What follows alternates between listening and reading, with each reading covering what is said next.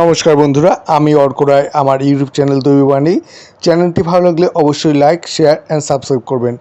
সবাই আমরা পুরীতে যাই, জীবনে অনেকবার যাই, কেউ একবার যাই, কেউ তো 10বার যাই।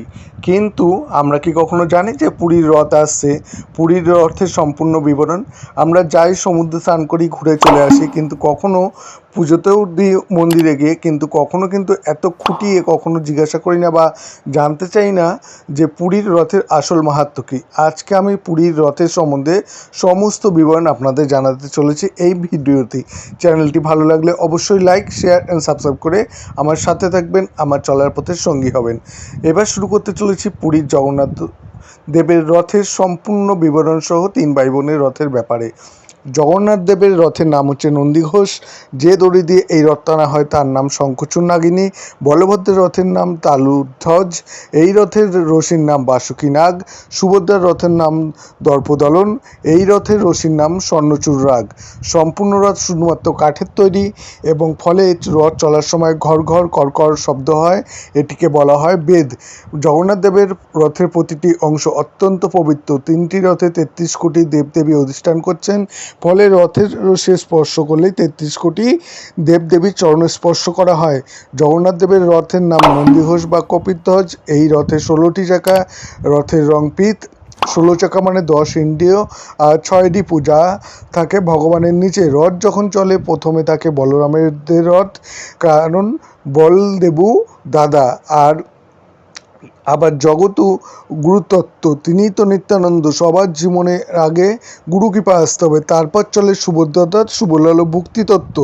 গুরু কৃপার পর আসে ভক্তি মহারানী, কারণ ভক্তির ঠিকানা শ্রী গুরুপদে।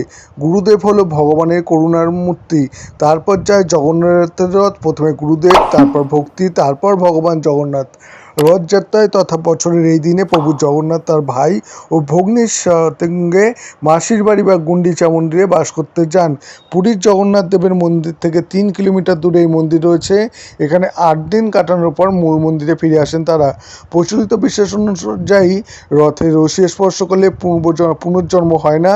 এছাড়া মনে করা হয় জগন্নাথ দেবের রথ টানতে পারলে অশ্বমেধ যজ্ঞের ফল লাভ হয়। নববিবাহিতারা রথের রশি ছুঁয়ে তাই প্রভুর আশীর্বাদ নেন। জগন্নাথ প্রতি বছর নবরথ ওঠেন এবং নব মানে নতুন, আবার নব মানে নববিধা ভক্তি, মানে ভক্তির রথে জগন্নাথ ওঠেন। ভক্তি দিয়ে গড়া রথ। রথের দড়ি বা রশি হলো বাসুকী, সেই জন্য বলা হয় রথের দড়ি ধরলে পুণ্য হয়। মূলত বাসুকীর কৃপা লাভ হয় এবং পুরীর রথ চলার সময় রাস্তার চাকায় 3টি দাগ পড়ে, তা হলো 3টি নদী, গঙ্গা, যমুনা, সরস্বতী। যারা বার্ধক্যজনিত কারণে বা অন্যান্য কারণে রথে দড়ি ধরতে পারেন না, তারা যদি চাকার এই 3টি দাগের ধূলি গ্রহণ করেন এবং এই 3 দাগে গড়াগড়ি দেন, তাহলে গঙ্গা, যমুনা, সরস্বতীতে অবগাহনের ফল লাভ করেন বা স্নান করার মাধুর্য বা শক্তি লাভ করেন এবং সাথে কিন্তু পরম ভক্তি লাভ করেন। দেবতাদের দ্বারা প্রদত্ত সুভদ্রা দেবীর রথের নাম দর্পদলন বা পদ্মধ্বজ এবং রথের উচ্চতা 31 হাত। এই রথে 12টি চাকা আছে। এই রথ ভজনের সময় 12 মাস প্রতিদিন ভক্তিযজ্ঞ এবং যাজন করতে হবে। বলভদ্রের রথের নাম হলো তালধ্বজ বা হলধ্বজ।